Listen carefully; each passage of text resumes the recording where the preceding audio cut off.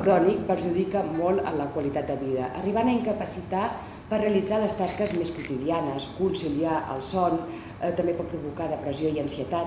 Afecta a un 20% o més de la població i són molts els que pateixen de la incomprensió del seu entorn i fins i tot d'una manca de resposta mèdica quan fallen els fàrmacs habituals.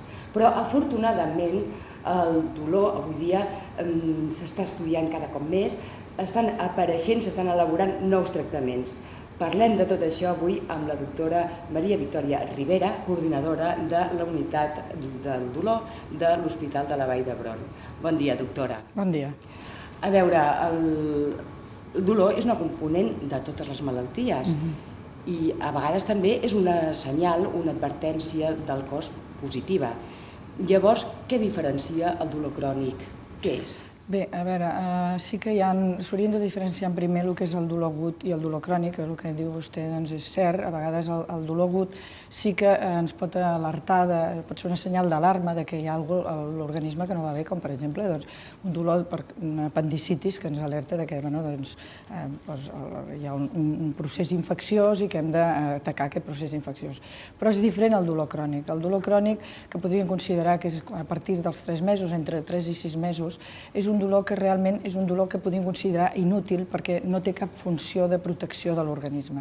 Llavors ja quan aquests pacients tenen aquest dolor realment els incapacita molt per la seva vida habitual, els provoca ansietat, depressió, una manca de la qualitat de vida i realment és un dolor que el malalt ho pateix molt malament. Un exemple de dolor crònic podria ser un malalt que té una infecció per un virus, el de l'herpes zòster, que és el mateix virus que als nens els provoca la varicel·la, però que als adults els provoca un herpes, i que durant la fase de la infecció els provoca molt dolor i que després, no tots els malalts, afortunadament, però que hi ha un tant per cent de malalts important que els provoca una neuràlgia postherpètica, o sigui, un dolor a la zona, o sigui, l'herpes es cura, però a la zona que han tingut l'herpes els queda un dolor neuropàtic, un dolor, molts malalts, el cuissó, no toleren que els toqui la roba, vull dir, un dolor realment molt incapacitant, i llavors aquest tipus de dolor és el que podríem considerar dolor crònic. És un exemple, hi ha molts altres tipus de dolor crònic.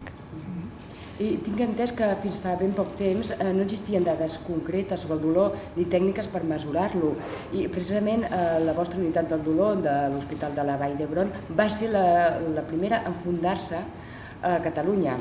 I des d'aquesta perspectiva privilegiada, com hem viscut l'evolució en la investigació i el tractament del dolor crònic? Bé, sí, realment des que es va fundar la nostra unitat, que va ser l'any 1976, va ser la primera a Catalunya, la segona a Espanya, doncs s'ha evolucionat molt, tant en fàrmacs com en tècniques pel tractament del dolor. Quan es va començar, realment teníem pocs fàrmacs per poder tractar aquests malalts, però en aquests últims anys hi ha hagut molta investigació i no vull dir que tots els malalts es puguin controlar, perquè desafortunadament hi ha tipus de dolor crònic de molt difícil control, sobretot el dolor neuropàtic, però sí que hi ha una gran quantitat de pacients que podem arribar, si no treure totalment, arribar a que tinguin una millor qualitat de vida.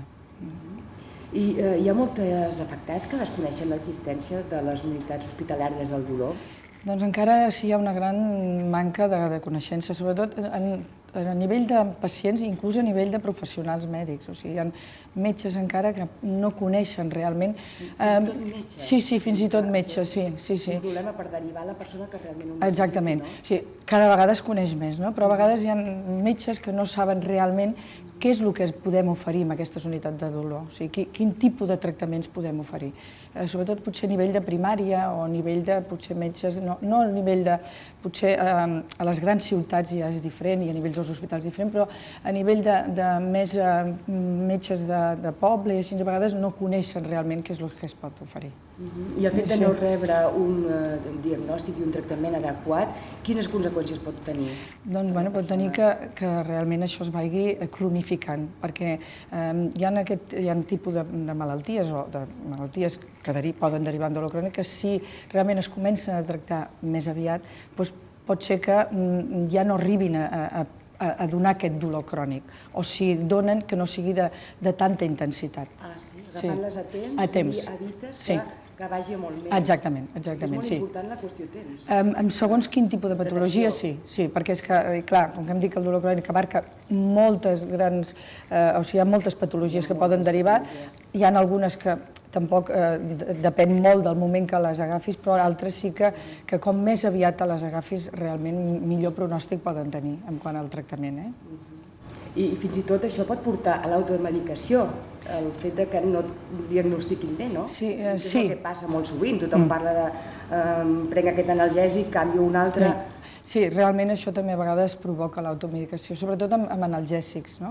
I perquè moltes vegades les persones, els pacients que estan desesperats, van a la farmàcia o una veïna li diu aquest fàrmac pot ser adequat i ells mateixos es van automedicant i això és molt problemàtic, l'automedicació, perquè tots els fàrmacs tenen una part beneficiosa però també poden tenir una part, diguéssim, que no pot ser bona pel seu organisme i sobretot que pot provocar problemes amb altres òrgans, no? Malalts hipertens, perquè molts d'aquests pacients poden ser pacients d'edat avançada, que poden tenir molta patologia concomitant, dic hipertens, poden ser malalts cardíacs, poden tenir insuficiència renal i que si ells es automediquen, els fàrmacs que utilitzen potser no són els adequats per tota aquesta altra patologia que ells tenen. I això deu passar bastant també amb la migranya. Es pot considerar un dolor crònic? Sí, també es considera un dolor crònic, sí. I la tracteu vosaltres el dolor? Tenim alguns malalts amb migranyes, però hi ha també unitats específiques de migranyes, perquè potser les migranyes les tracten més els neuròlegs. D'acord. Sí, perquè de fet el dolor és un fet molt complex, no? D'aquí una mica la multidisciplinarietat d'aquests serveis, o encara hi ha molta feina a fer, bàsicament a quins nivells es pot treballar o treballen vostès? Bé, nosaltres les unitats del dolor habitualment els metges que hi treballem som anestesiòlegs. Per què? Doncs perquè nosaltres com a anestesiòlegs coneixem, a part de fàrmacs, molts tractaments, o sigui, moltes tècniques que les utilitzem per anestèsia, que les podem aplicar pel tractament del dolor crònic. Però això no vol dir que només puguem tractar anestesiòlegs, vull dir, crec que les unitats del dolor haurien de ser multidisciplinars i pot ser qualsevol especialitat, qualsevol metge que li agradi tractar el dolor, crec que podria entrar a formar part. De fet, ja hi ha neuròlegs, hi ha reumatòlegs, rehabilitadors, neurocirurgians, traumatòlegs, i totes aquestes especialitats estan implicades en el tractament del dolor. I fins i tot deuen haver-hi psicòlegs, perquè el factor psicològic és important. No tothom viu el dolor de la mateixa manera, inclús el crònic potser, no? Hi ha moltes diferències amb això? Com viu la gent? Sí, realment hi ha moltes diferències, però la majoria de pacients, sobretot quan ja porten anys patint dolor, tenen un gran component d'ansietat i depressió. És a dir, que ja no com es viu, sinó la conseqüència que té per la teva vida psicològica, no? Sí, evidentment, perquè els limita la vida laboral, molts d'ells, personal, familiar, molts d'ells es tanquen, no volen sortir al carrer, dormen malament, el qual vol dir que després durant el dia tenen son i tot això crea un estat molt important. Llavors sí que és importantíssim el tractament psicològic. La majoria d'unitats de dolor disposem d'un psicòleg per poder ajudar amb aquests malalts potser moltes vegades no aconseguim treure'ls el dolor, perquè segons quin tipus de dolor és molt difícil treure'l del tot, però el que fan els psicòlegs sobretot és ajudar a conviure amb el dolor. Conviure, que el malalt sàpiga que potser se li treu un tant per cent aquest dolor, però que ha de viure amb aquest dolor i l'ajuda a saber com manejar-lo millor. Moltes gràcies, doctora Ribera, per estar aquí amb nosaltres. Estic segura que els nostres telespectadors els hi haurien